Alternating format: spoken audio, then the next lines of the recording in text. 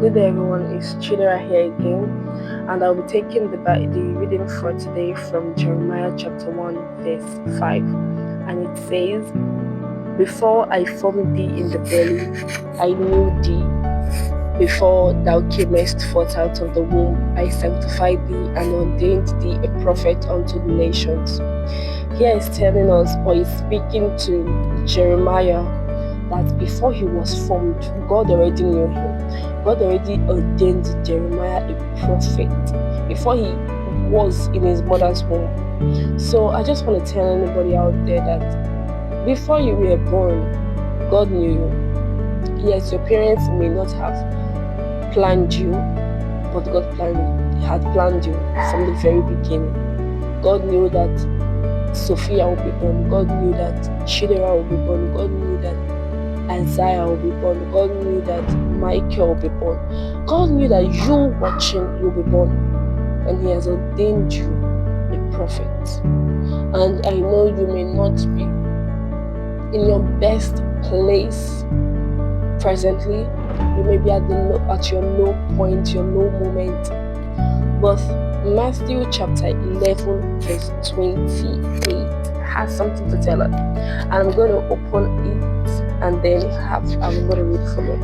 And it says, "Come unto me, all ye that labor and are heavy laden, and I will give you rest. Take my yoke upon you and learn of me, for I am meek and lowly in heart, and ye shall find rest unto your soul." Verse 30, which is the last verse, says, "For my yoke is easy and my burden is light." Wow, my yoke is easy and my burden is light. Wow, this goes a long way to tell us that Jesus' yoke and burden is very light. I don't know, for those that have watched this movie, it's a Christian movie, Pilgrim's Progress. You can see the guy, the character in the movie. He had to go to great lengths to be able to get rid of that burden. The burden of sin, the burden of frustration, the burden of anger, the burden of so many weights. The weight that so easily besets him. He had to get rid of it at the cross. So the cross experience is very important. If you haven't gotten the cross experience, I would say please do get it, because Jesus is the way, He's the truth, He's the life. He's the one that loves us more than we can ever even be loved in this life. He called you by name. Jeremiah says, before you were born, He has formed you. You are already formed in His mind. There's a book that does justice to this, and it speaks so much on how you may not have been planned by your parents, but you were planned by God.